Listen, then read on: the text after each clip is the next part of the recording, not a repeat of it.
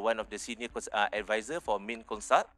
So with regards to this, Dr. Chen also will be sharing some of his thoughts on this topic itself. And next, I move to the right, Carmen's on my right side. Carmen is the strategy manager from Accenture, and she's leading the industrial cluster initiative towards this net zero initiative. And on the rightmost, hi, Saravanan. So Saravanan is the head of corporate and strategy and communication from Malakoff. So as everyone knows, that Malakoff is one of the biggest independent power producer and is a key players within this energy transition phase. So just to give an overview of the flow of our session today, unfortunately the topic is quite heated, but we only have about 1 hour. So firstly, first half we will go into the presentation from each of the panelists. Then we will open the floor for question and answer for a more interactive sessions.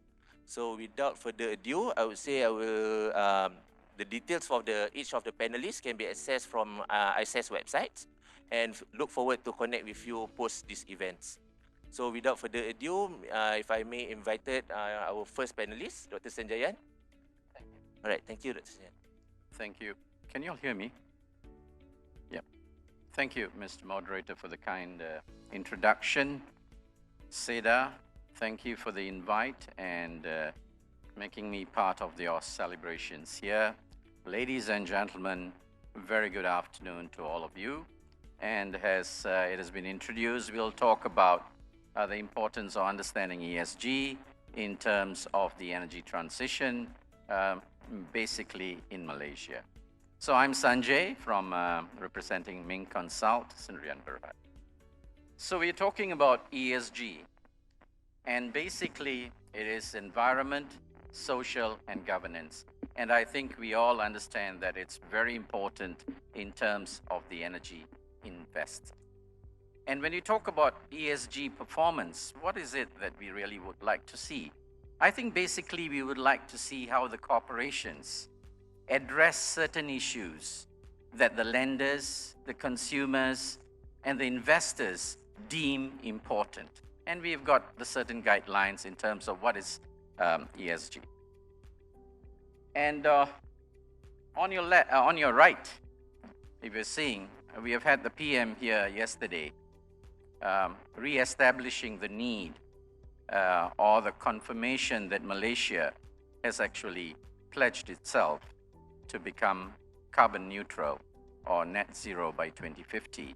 And following which in the Parliament, we have had the Rancangan Malaysia ke-12 or the 12th Malaysian Plan that has got a whole theme number 3, that talks about sustainability. And there are 3 things that I want to actually establish here. If you can see, the energy sector this is from our report for UNFCCC, our energy sector is 80% contributing to the emissions in Malaysia. Number 2, I think we have to have cognizance that fossil fuel will not become or will not be moved away immediately. While there have been tremendous gains in transitioning it, but we must understand fossil fuel will be part of that mix. Number 3, I think this is where there is a consensus that ESG will become more and more important in terms of the consciousness of driving our business, right? So the financial institutions do have a pressure to show that they are becoming climate friendly in their business.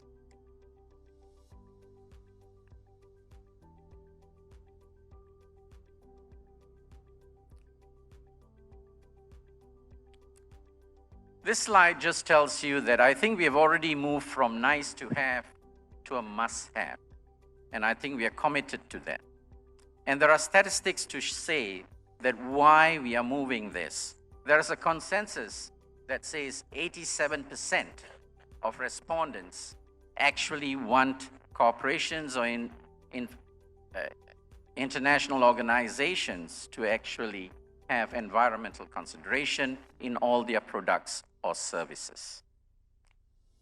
If you've known about SBTI, it is sort of the international organization that's taking pledges from corporations.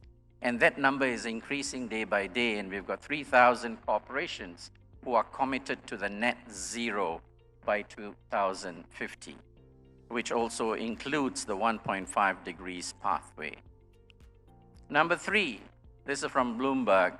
There is a whole load of ESG assets that's provided by $53 trillion by 2025. And if you have been following yesterday's presentations, there is also an amount that Malaysia needs to spend to reach our net zero obligations by earliest 2050.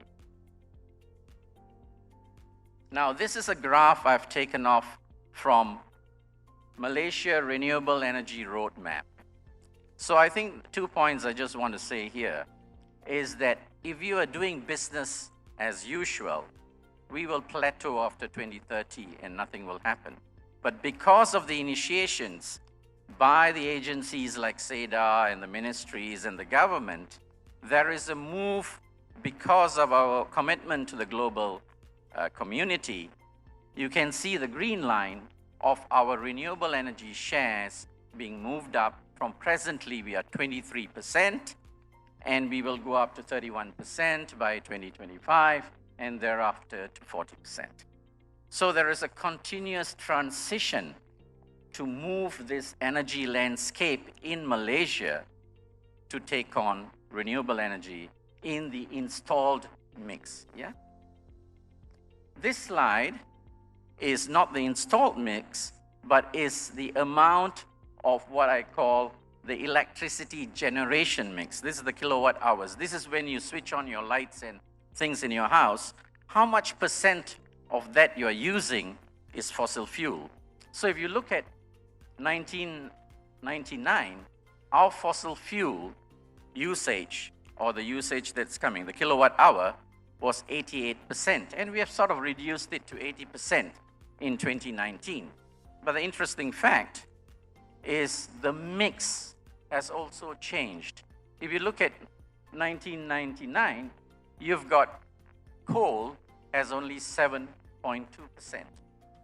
But in 2019, coal is 42%. So if today you switch on your light bulbs, you are actually using 42% of that energy coming from coal. So in a concluding remark, as my initial presentation here, I think if you look at your top hand here, it's a news from Bursa, and we have got a panelist from Bursa as well. So what is Bursa telling us in the July this year?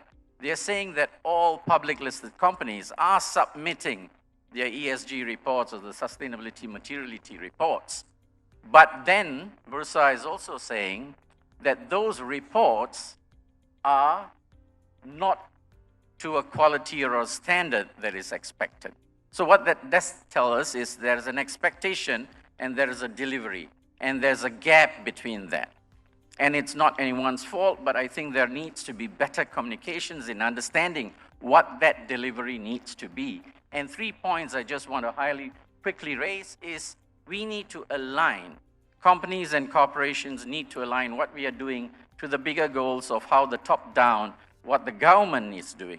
So how are your strategies contributing to the bigger goals of the nation? Number 2, we need to standardize. We need to have a stand, because simply standardization, the corporates across need to have data that is comparable to the sector or comparable within themselves on a year-to-year basis, so we can benchmark how we are moving forward and doing better each year. So that's one. Number 2 is sustainable financing. I think the moderator touched about it, because we are now talking about impact financing. It's not just all about finance per se and the returns per se, but what are we doing in the impact of social development and also the environmental impact that we bring with the investments. Number 3 is future-proofing ourselves to all that which is going to come in terms of regulations, right? So, globally, if you want to export your services and products, you got to be ready for these kinds of regulations or legal frameworks that may be coming about. And in Malaysia, we are already talking about the climate change legal framework, which will be the basis of the Climate Change Act that most probably will come out in 2024 or 25. And finally, the Malaysian, the Malaysian plan, 12th Malaysian plan that talks about the carbon taxes and the credits in carbon. So we need to future-proof this. I'll stop here and hand it over back to the moderator. Thank you. Right, thank you, Dr. Sanjayan. So I believe it has the short presentation by Dr. Sanjayan have able to put things into context for our session this evening. So just a quick question, Dr. Sanjayan, before we move to the next panelist, like looking at the current growth of the energy transition, in which we have less than 1% of the renewable energy in our capacity mix in 2010, and now we already realized about 24% of the renewable energy in the capacity mix for Malaysia. Like, if you can share from your experience, what do you think is the success factors for this achievement? And do you think like this growth is able to meet the market demand, looking at all the entities, organizations across sectors, demanding for more clean energy to decarbonize their businesses? Thank you for that. If you're looking at the rate, I think one of the things is we are definitely transitioning, right? We are transitioning. And that's proof in the Malaysian landscape between 2000 to 2020. But what is important is whether we are transitioning at a rate that will deliver the targets we set for ourselves. That's number one. Number two is not just the rate, but in terms of financing that change is also important. It must be reflective of what we can afford to do within the time. So as I said, coal is not going to go away tomorrow. But if we are going to use coal, then we got to be responsible to ensure how are we going to minimize that impact of coal over that period of time, right? So these are just the preliminary stuff. There are other people going to talk about, so we'll wait for other questions to come by. That's my initial. Right, thank you, Dr. Sanjay. So next, if looking at the energy transition itself, mostly I would say that when we compare to fossil fuel and renewables, one of the key challenges always the financial impacts. So usually we just compare to cost by cost, the levelized cost of electricity, for example. But like looking into this current landscape, I would say that it goes beyond than the cost, in which we'll need to explore the value that can be realized from this energy transition itself. So together with us, next I will call for Carmen. I will see that the Accenture have come up with a value framework to facilitate this energy transition, and I hand over the stage to Carmen, please. Okay, thank you. Okay, thank you very much. And thank you everyone for joining us in today's session. So just following on from what Dr. Sanjay has shared earlier on how ESG principles will be an integral part of energy investments, I thought I would take you guys on a round the world tour and share a little bit more on some of the key global trends that are shaping the ESG space, and then bring that to life with some case studies. And then, of course, I would then speak about the value framework, which Ibrahim has mentioned. That's about the system value framework that we have developed in collaboration with the World Economic Forum to maximize the value of the energy system and look beyond cost. And then after that, I will also share some of the key findings from applying that system value framework to Malaysia. So how can Malaysia capitalize on the energy transition and learn from global trends?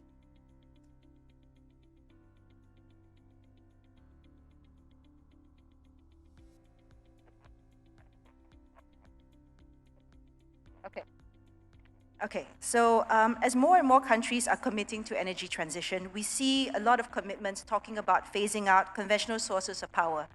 To date, 71 countries have set net zero targets, and 5 of the top 20 coal producers have committed to phasing out coal. These commitments are enabled by leaps in competitiveness from renewable sources of energy in recent years. For example, the decrease in the cost of utility-scale solar that we have seen dropping in the last 10 years. As we know, Malaysia is well placed to capitalize on solar power, thanks to, as Ibrahim mentioned, the low levelized cost of energy. But let's take, for example, Japan, which faces much steeper challenges than Malaysia in terms of space constraints and solar resource quality.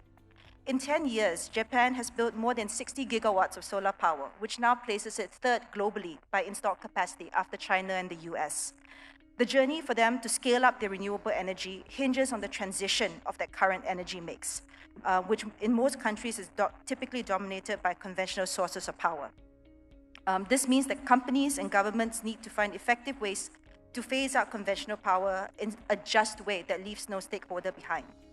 At COP26, Accenture hosted a session on the transition for coal to renewables in emerging markets, hosting CEOs from both utilities and financing sectors.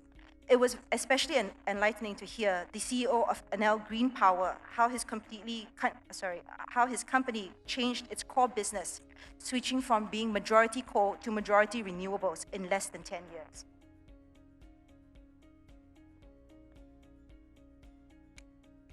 As much as placing emphasis on the environmental aspect of the energy transition is important, what strikes most of us about the Enel Green Power story is the focus on the social aspect of the energy transition and the company's commitments and to reskill and re-employ as many of its coal power employees as possible in their renewable plants. While the transition and reskilling is, of course, a very time-consuming, cost-bearing process, the good news is that transitioning from conventional sources of power to renewable energy can increase the number of jobs per megawatt. One of the pieces of research we've done in the US power industry shows that over 7.4 jobs can be created per megawatt of solar versus 1 job per megawatt of coal. So we know that job creation is, of course, a key driver for Malaysia as well. And Malaysia is not alone in its pursuit of green jobs. At COP26 Urban Transition Session, one of the social aspects was called out by the city leader of Dundee, a city in Scotland. As one of the youngest cities in Scotland, he highlighted that the energy transition is going to be critical within his city as a key source of new jobs that young people can feel excited about. And then lastly, on governance.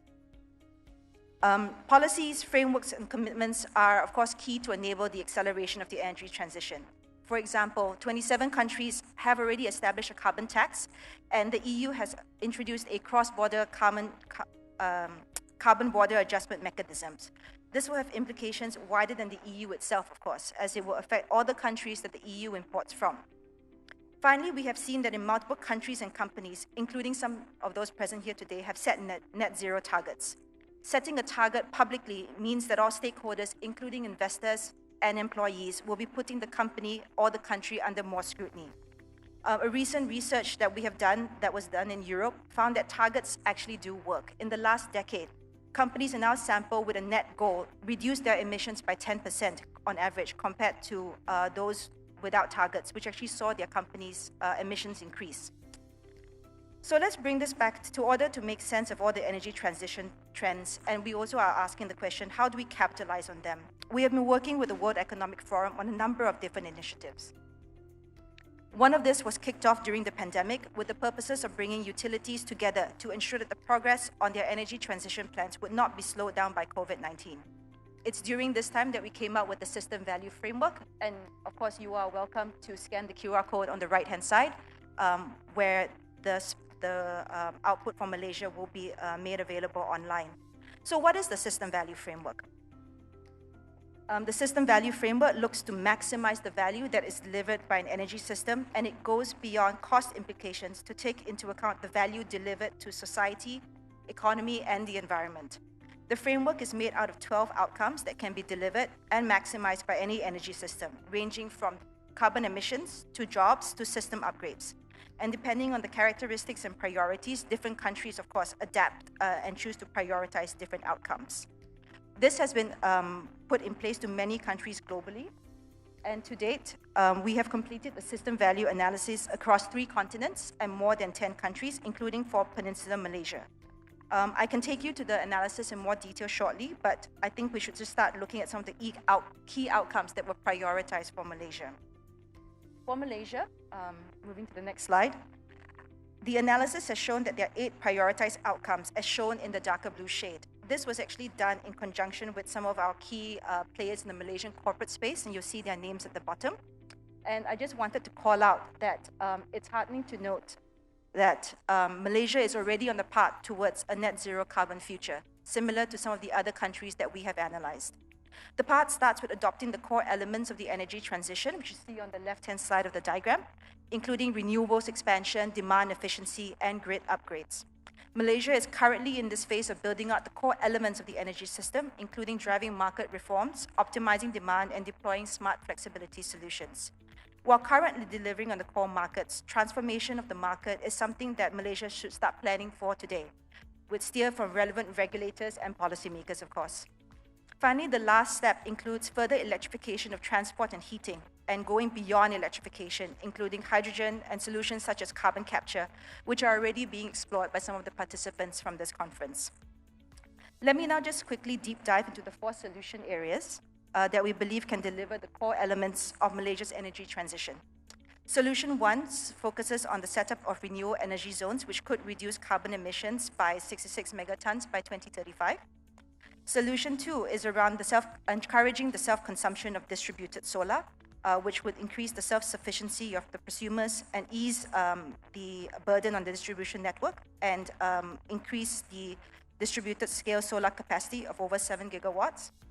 Solution 3 is very much related to the decarbonization of industrial clusters. I think if we're looking for an area that could be a key focus moving forward, the Malaysian industrial sector could be one which would have all the spotlight on it, because the industrial sector accounts for over 23% of the CO2 emissions in this country. So we see a lot of opportunities in that space as well. Solution number 4 calls out for the need to expand the scope of energy efficiency policies to accelerate the 3 solutions that I have already shared prior. So in closing, while all of us collectively look to accelerate the energy transition, we also need to ensure that we keep in mind economic benefits such as job creations and health benefits like better air quality. We see the application of a framework like this in many of our initiatives that we take part in globally, such as industrial clusters, where we use the framework to pursue solutions that maximize system value beyond CO2 emissions reduction by pursuing collaborative outcomes across economy, environment, society, and the energy system.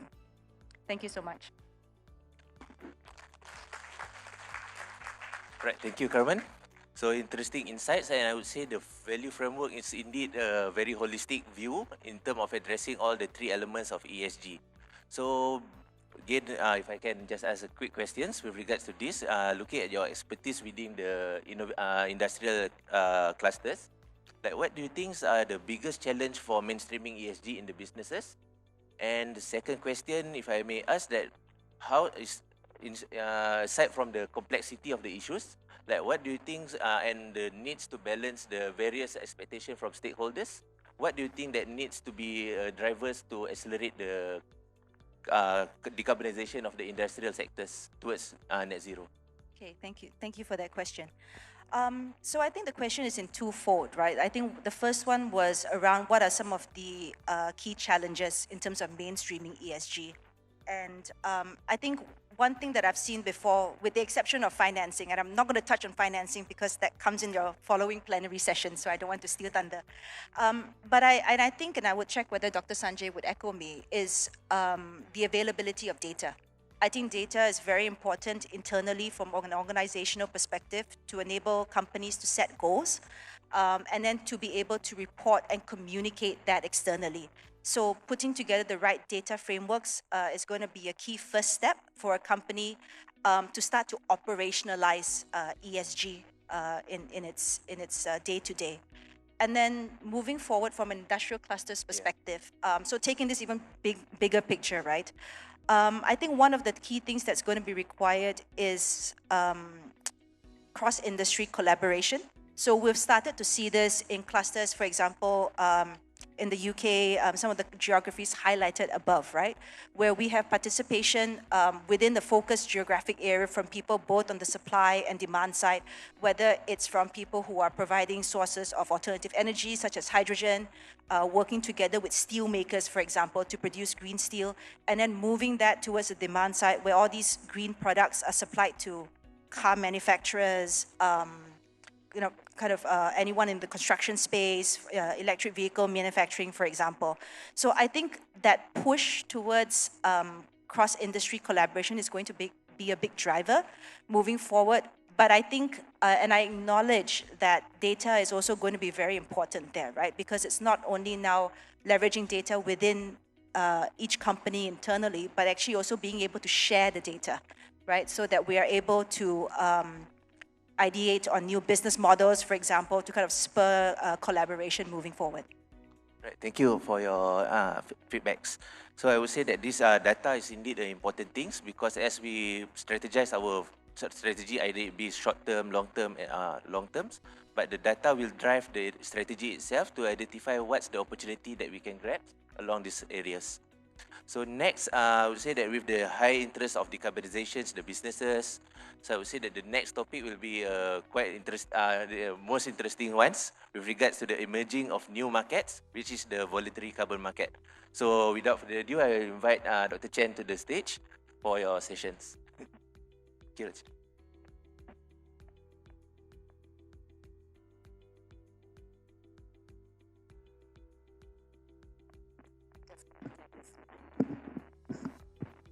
I think first of all, thank you very much, Ibrahim, for your kind introduction. And just to let you know that the ISES is not just an ordinary summit, it's a summit that means a lot to me. 4 years ago, when I was actually with SEDA, I still remember spending midnight actually getting this organized. And today, I really congratulate the team. I think it's been a resounding success. Can you just encourage my ex-colleagues here by giving them a hand? First time in their life, in SEDA's life, Prime Minister ends up, and it's been really one of the biggest aspirations. And of course, it's been 2 years since I left SEDA, and it might sound a bit awful, but I've been doing some job hopping, and since then, I have actually left SEDA 2 years ago and joined an upstream oil and gas company called Hibiscus Petroleum. And as Ibrahim has actually also mentioned, 3 weeks ago, I've actually joined Bursa to actually head their carbon market team. So today here I can see ex-colleagues from SEDA, ex-colleagues from Hibiscus, and many of the energy fraternity. So I'm going to very briefly talk about the Bursa's voluntary carbon market, because it is really a government-initiated initiative for addressing climate change. And more importantly, of course, it does contribute to the ESG and also the entire energy transition journey. Right, the mic works, and let's see how do I get this going. Okay. Right, I think most of you would know about the background of how the Malaysian government brought about this VCM, largely during the budget 2022, just before the COP26, of course. The government actually announced the implementation of the VCM. Primarily, the main reason is, of course, to mold up a carbon ecosystem. And that is actually to be implemented by Bursa Malaysia in collaboration with CASA, the Ministry of Environment and Water, and also, of course, with MOF. And in the same token, the government also talked about exploring domestic emission trading scheme, a DETS, as well as the carbon tax. So therefore, importantly, the government actually mentioned about 3 carbon mechanisms. So I want to run through them very quickly, because we get asked a lot of this question, and there has been some fuzziness in terms of the boundaries among these 3 different markets. So first of all, the voluntary carbon market, as the name implies, it is completely voluntary. So companies voluntarily buy carbon credits. Basically, they are offsets to actually, as one of the strategies to achieve their decarbonizing emission reduction targets. Yeah. So one offset typically equates to 1 ton of CO2 equivalent, and the prices of the emissions carbon credit is actually a function of supply and demand. Whereas for an emissions trading scheme, we are talking about a compliance carbon market.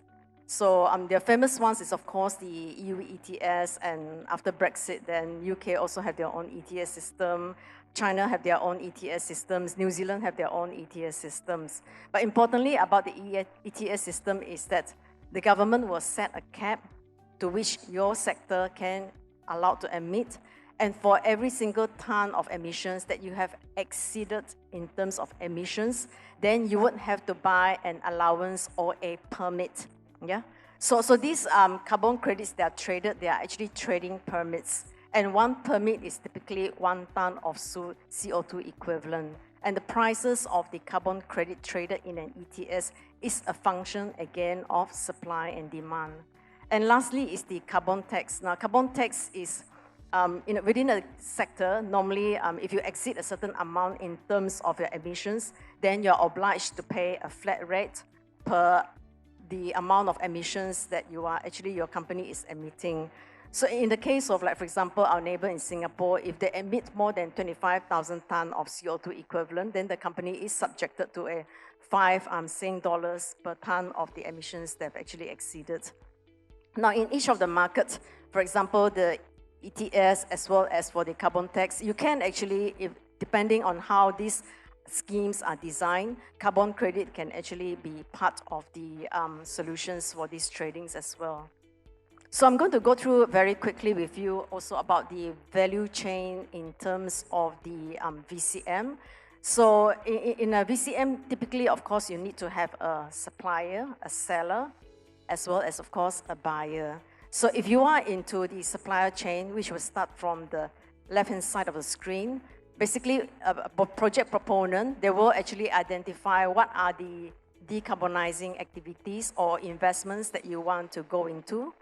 Then you will want to find an international registry to register your project. Now, this international registry is important to give credence to your carbon credits that you are actually trying to issue. And before you do that, of course, then you will have to make sure that a methodology actually is available for what you are trying to actually do in your decarbonizing. And essentially, you would prepare a project document, and the project document should actually establish a baseline in terms of the emissions and recognizes that you are actually complying with a certain methodology. Now, once that is done, you bring your project design document for an independent third-party validation. And once you have cleared the validation, then the carbon registry will actually acknowledge your project and you can register for it. Then, of course, you go to the next stage of you implement the project. And once you've run the project through a certain period of time and you feel that you do want to monetize the carbon credits, the first thing you do is you bring the outcome of your projects that you have run for a few years for a third-party verification in terms of how much emissions that you've managed to either avoid, reduce, or remove. And once you have that verification process done, then you bring it to your carbon registry to issue a carbon certificate, which has unique serial number tied to it. Then you're all ready for trading. And the buyer, once they buy that carbon credits, then of course, they will transfer the carbon credits to the registry of the buyer. And the buyer, from there, they can either continue on secondary trading, as some companies are involved in secondary trading, or of course, ultimately, at one point in time, a buyer will actually buy it and use it for their own company use, and in which case we call it the retirement of carbon credits. And when you wish to retire your carbon credits, you need to inform the registry so that the registry will actually cancel out the credits and is no longer eligible for trading. So essentially, this would be a very quick roundup of what the value chain would look like. So we are being asked many times, even in the 3 weeks that I've been with Bursa, is that what would Bursa's spot exchange looks like? So in a very quick summary, in the interest of time, what Bursa is offering are standardized products, which we call standardized contracts. And by that, what I mean is that carbon credits that have the same characteristics or attributes, they are clustered or grouped together within one product. So let me give you one example. So if a product actually comes from carbon credit projects from nature-based solutions within Malaysia, then they will be grouped together in one product. Another could be carbon credits that come outside of Malaysia and they come from technology-based, then they are clustered under another standardized contract. So for Bursa's platform, we are actually thinking of offering in the initial years between 3 to 5 different products. And at this stage, we are looking at accepting vintages from 2016 onwards. And that's basically also aligning with the CORSIA requirement. And of course, we also have to spell out which registry, carbon registry that we are recognizing. And some of you may know already by now that For Bursa, we are looking at recognizing today Vera, the Vera registry. Vera basically occupies about their market share in terms of carbon credit issuance is about 70% in the voluntary carbon market. So aside from the standardized contract through the spot exchange that Bursa is offering, in later stage, we are also looking at direct transaction services. So by that, what it means is that there could be a buyer and a seller that comes directly to Bursa and says that we have a transaction that we want to settle and we want to go through Bursa's platform in terms of the KYC, in terms of the clearance and settlement, so that we can also offer in later years. So that's what I mean by direct transaction. It is a transaction that occurs outside of the spot exchange and is not settled, it is not using the matching algorithm. So right, these are my last two slides and very important slides because Bursa, on the 15th of August, we've also announced that before a product is introduced, or rather before a standardized contract is introduced to our trading platform, we will introduce this standardized contract by way of auction. Yeah. So this auction, the purpose of it is, of course, for price discovery, so that Malaysian buyers, when they enter into it, they will know that through Bursa's platform, for a certain product, this would be the kind of price that we can be expecting. And also, of course, from this pricing, it sets later on a baseline for subsequent secondary trading on the platform. Yeah? And of course, right, okay. I'm actually not on the second last slide, so no wonder I've looked at some puzzled faces. I'm going to retract for one slide back. So in terms of an ecosystem, Bursa is not actually just looking at setting up a platform. For us, it is important that we are setting up a carbon ecosystem. And the slide here basically shows all the players that are essential to set up a healthy carbon ecosystem. And these players would be from the government. The government's role is, of course, to set up conducive and stable government policies. I think we have learned a lot from our previous renewables, in terms of the policies that we have. Government stable policy would be required for such stable investment. And of course, project proponents will be the ones that actually owns the project. Yeah, they are the investors. Project developers are the ones that have the knowledge and skills to actually plan and implement the project.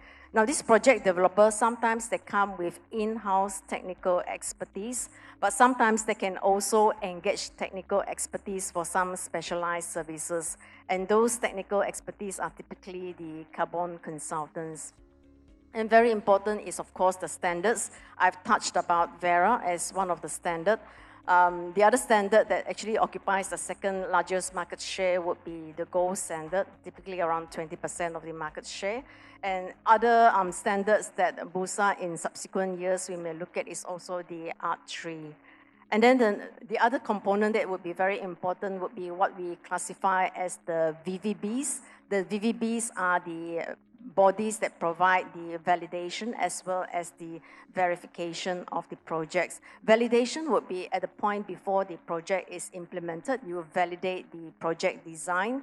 Verification is after the project has been implemented and you run the project for a certain while. Yes, I can see some people, they are nodding their head because they have been through that journey. So you get that projects verified before you can issue the carbon credits. And then, of course, last but not least, there are a few important bankers here. I can see that their roles are extremely important. They are, they are powerful agent of change that can unlock green financing to support the carbon projects.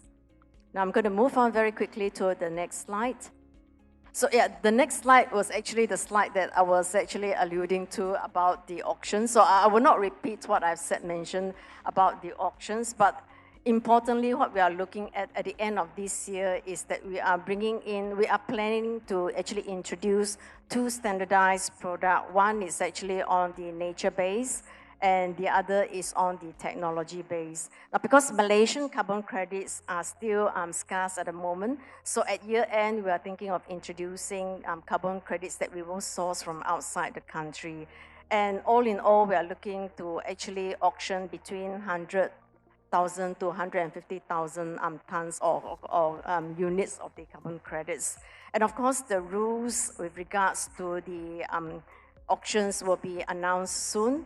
But otherwise, if anyone who wish to participate in this auction, you can also inform Bursa. We have in our website that you can actually just scan in terms of the QR code if you wish to participate as either a buyer or a seller. And if you wish to participate as a buyer, of course, if you go into the QR code and register, you can actually inform how much are you looking for in terms of the quantity, the project types, as well as the kind of price that your company is willing to pay for it, and that it provides some guidance to the kind of carbon credits that we should source.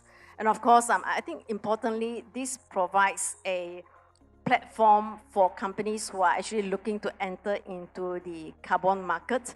You know, it is a kind of like a pilot run that you test bed yourself into it to go through the entire process of, you know, even if you want to register with Vera so that you can receive the credits, you can do that as well. And later on, if your companies would want to trade and sell, you may do that as well. I think very importantly, the key takeaway message here that I want to bring to you is why is this platform useful? It's not just for companies to buy offsets, but it is for companies who at the end of the day are under a lot of pressures to decarbonize. It is a platform whereby you can decarbonize and do some cost recovery. But of course, in the process of cost recovery, you must make sure that you are transparent in terms of the disclosure on how you supply and use carbon credits. So I'm going to pause here, and thank you very much for listening. Okay, thank you, Dr. Winnie. So I believe that every one of us are also looking forward to the development of these new markets. As much as I have a lot of questions to Dr. Winnie, but due to the time concerns, if I can just call for the next panelist, we can get from Mr. Saravanan, we can get a perspective from the independent power producer point of view with regards to this energy transition. Hand over to you, Sarah. All right. Good afternoon, ladies and gentlemen. Thank you, Chair Ibrahim, for the kind introduction, fellow panelists, ladies and gentlemen. Also, a big thank you to SEDA for having me here. What I'm going to do is basically share with you Malakoff Corporation Berhad's ESG journey and our efforts towards advancing the transition to a low-carbon energy future. So firstly, we'd like to take a look at the key energy trends that have been shaping up the power generation sector. So I'm sure most of you would be familiar with the 3Ds. Now it has become 4Ds of the power sector evolution. Every year, a new D seems to crop up. So we have decarbonization, deregulation, democratization, and also digitalization. So what's more important compared to meeting COP targets, or whether it's self-sustaining microgrids or even technological advancements, would basically be the progress of innovation, the economies of scale, and the manufacturing experience that basically has advanced the lowering of costs, hence triggering the renewables uptake, which is pretty much significant in the past few years. And we see all these key disruptions happening, especially in our sector. Now, being an organization whose objective is to maximize shareholder value, we can't run away from looking at the key macroeconomic factors. Now, being in the power generation sector and also the environmental services sector, what we see is that the economic activities, the GDP growth, the population growth, which is underpinned by urbanization and also the level of economic activities, basically is directly correlated to the energy consumption and also waste generation per capita. But more importantly, besides these socio-economic parameters, what we also need to look would basically be the ESG awareness and also the consumer demand to go green that has been directly impacting energy consumption and the way waste is being handled. Now, if we look at Malakoff Corporation. It's a combination of both a top-down and bottoms-up approach as we got into embracing this whole ESG journey. Now, I know a lot of companies, when we talk about ESG, some of them, it's pretty much a debatable, a gray area, because for some organizations, embarking on ESG could also mean incurring additional cost. But for us, we have had various dialogues with our key shareholders, for example, EPF, PNB, QAP, and the like. And also internally, we have received the highest mandate, which is from the board itself. And the whole ESG DNA needs to be implanted in every member of the workforce. And here is where we see that there is a top-line growth, because we have had the opportunity to expand not just in the areas of business that we are present in, but also to tap into new growth markets. And not to mention, energy efficiency has resulted in a reduction of cost overheads for us. And let's not forget that in today's world, especially among the millennials, it becomes very crucial what organizations are doing in the ESG space. And it becomes important for us to attract and retain talent. And lastly, it also gives an organization like us the impetus or the importance to look at where we should put our capital outlay and investment opportunities for renewable energy purposes. Now, for Malakoff Corporation Berhad, ESG has been a driving force for investment considerations. As opposed to having purely fossil-based investments, we have diversified our business segments to thermal power generation, renewable energy, water desalination, and of course, we acquired Alam Flora in 2019, and that has given us a penetration into the environmental solutions business. If you look at our presence in the Middle East, for example, it is very much aligned with the UN SDGs, where we are able to give water security to regions where water scarcity is one of the biggest issues in the world. And our power plants and water desalination plants in countries like Saudi Arabia, Oman, and Bahrain further advances the whole ESG considerations that we are talking about.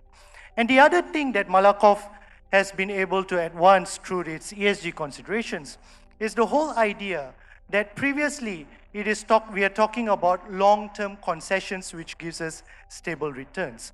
But we have diversified our portfolio of businesses to also look at businesses which gives us high growth and high returns. So this is a proposition that we frequently talk to our investment community, where you have a balance between long-term stable yields and also high growth, high return businesses. Now, coming back to Malakoff Corporation Berhad's businesses, thermal power generation. Yes, about 70 to 80% of our revenue comes from our coal assets, but what we are looking at is to actually grow our gas business, where gas emits, as we know, 55% cleaner than our coal assets. And we are going to continue growing our gas portfolio, not just in Malaysia, but also overseas. But what's more important here is the unique position that Malakoff is in to address the energy trilemma, which in this case, we are talking about energy affordability, energy sustainability, and of course, energy availability. So these three key issues, the key word here would be balance. Now, what's important here is that as we pursue our sustainability and ESG aspirations, we should not forget the thermal power plants that gives security to the national grid. And as mentioned by the Deputy Prime Minister of KETSA previously, we can't pursue our sustainable aspirations at the expense of the Rakyat's affordability and also to meet the country's energy security. So again, what's really key here is a balance between meeting the energy requirements of the country and also pursuing our accelerated ESG aspirations. Now, if we look at our renewable energy portfolio, we are very much aligned with the country's targets of wanting to achieve 31% of renewable energy capacity mix by 2025 and 40% by 2035. Now, Malakoff has an internal target of achieving 1.4 gigawatts of renewable energy capacity mix by 2031. We are looking at going up to 1 gig by 2026. And a lot of this is predominantly accelerated through our solar business, waste to energy, biomass, biogas, and of course, mini hydro.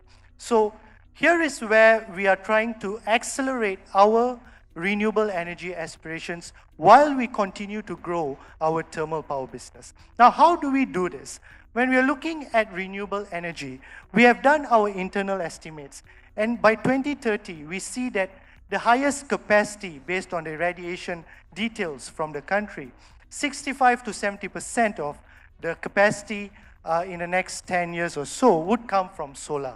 And here is where Malakoff is really focusing its ESG and sustainability efforts to look at how we can partner with our clients to further look at not just large-scale solar, but also rooftop solar to look at the B2B and B2C part of the business. And as you can see, we have also accelerated the rooftop solar segment with key business partners in the country, and that's something that we are able to immediately do as opposed to large-scale solar, where again, like thermal projects, we again have to be dependent upon the tenders that is given out by the government. Now, earlier this year, ladies and gentlemen, Malakoff outlined its sustainability framework. And we have looked at the 3 key pillars of environment, social, and governance considerations.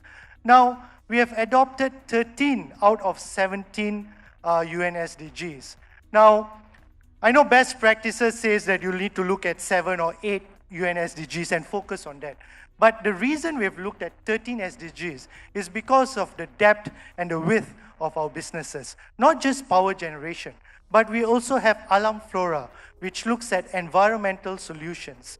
Now, a lot of the issues that the country has faced, whether it's in Sungai Kim Kim, Johor, or the dumping of recyclables in Malaysia due to the banning in the UK, for example, has really given a huge potential to the waste management business. And not to mention during the whole pandemic situation, and also the floods that have engulfed Malaysia in recent years, the demand for Alam Flora services in sanitization and disinfection has really increased. And we've used this as an opportunity to look at what are the ESG and sustainable initiatives we can do for Alam Flora, both in the concession and non-concession part of the business.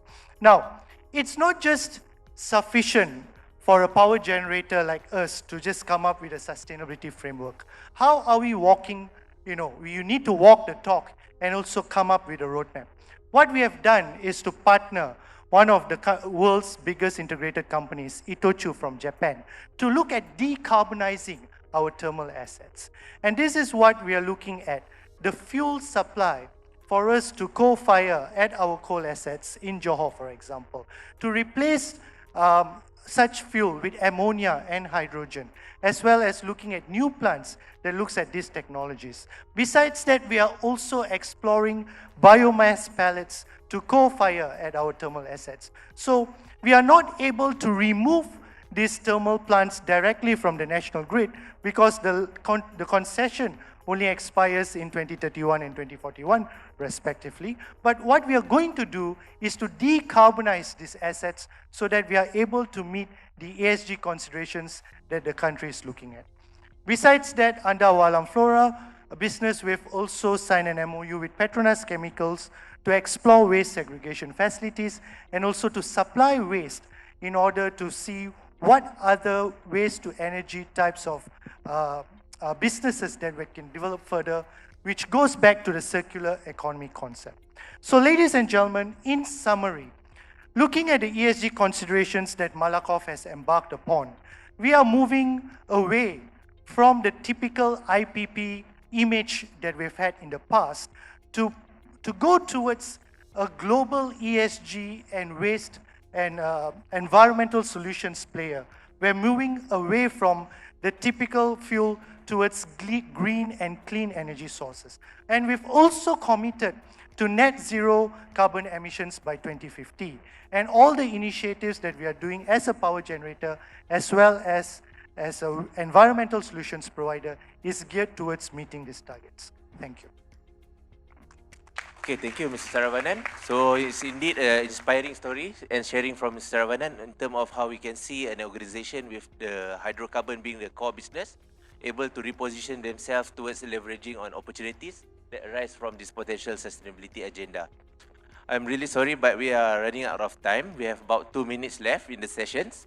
So if I can quickly go, maybe we can take about 1 or 2 questions from the floor. I don't think we can take any questions from the floor.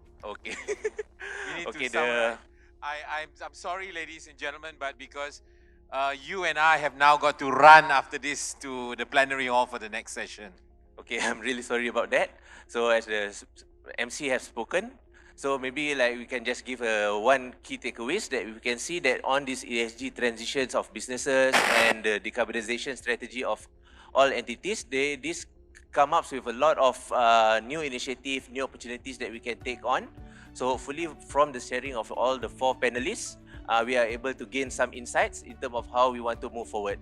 So thank you for being here and look forward. I believe there are a lot of questions from the floor. Feel free to connect with either one of us post the events. So thank you again. Take care and stay safe and see you on the plenary session next door. Thank you very much. Ladies and gentlemen, round of applause, please, for members of the panel and the chair. Ladies and gentlemen, we'd like to invite Tuan Habiz